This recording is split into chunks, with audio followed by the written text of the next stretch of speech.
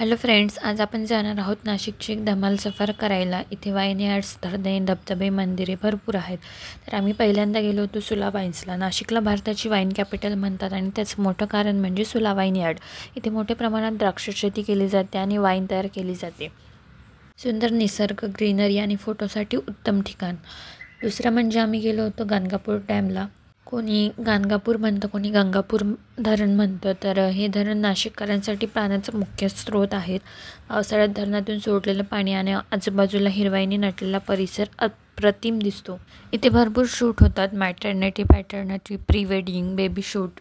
आणि हे धरण गोदावरी नदीवर बांधलेलं आहे। तर तुम्हाला सगळे लोकेशन डिस्क्रिप्शनमध्ये भेटतील, तुम्ही नक्की चेकआउट करू शकता। आम्ही गेलो तेव्हा विकेंडला गेलो होतो, म्हणजेच 3 दिवसाच्या सुट्ट्या आल्या होत्या, 15 ऑगस्ट आणि विकेंड, त्याच्यामुळे भरपूर गर्दी होती, पाऊस पण भरपूर होता। आणि त्या पावसामध्ये पण आणि वातावरण खूप छान होतं, तरी आम्ही फोटो काढले, भरपूर फोटो काढले, तुम्हाला व्हिडिओच्या शेवटी नक्की बघायला मिळतील। त्याच्यानंतर आम्ही गेलो होतो वसंतराव कानेटकर उद्यानला। हे उद्यान नाशिक शहरामध्ये एक सुंदर गार्डन आहे, मोठे लॉन, झाडं, फुलं, मुलांसाठी खेळण्याची जागा इथे आहे। सकाळी चालण्यासाठी व संध्याकाळी कुटुंबासोबत फिरण्यासाठी उत्तम ठिकाण आहे। इथे पण फोटो काढायला भरपूर असे स्पॉट्स आहेत, छान छान फुलांची झाडं, गार्डन आणि खूप सुंदर असं उद्यान आहे हे, तुम्ही नक्की व्हिजिट करा। त्यानंतर आम्ही गेलो सोमेश्वर धबधबा बघण्यासाठी। नाशिकपासून जवळच असलेला हा प्रसिद्ध धबधबा आहे।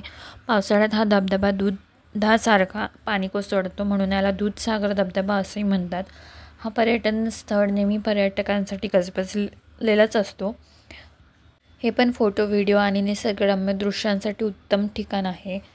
धबधब्याच्या आजूबाजूला हिरवेगार निसर्ग, डोंगर आणि द्राक्षबागा असल्यामुळे हा परिसर अतिशय मनोहरी दिसतो। आणि पर्यटक आणि स्थानिक लोक पावसाळ्यात व आठवड्याच्या शेवटी म्हणजेच विकेंडला मोठ्या संख्येने भेट देतात।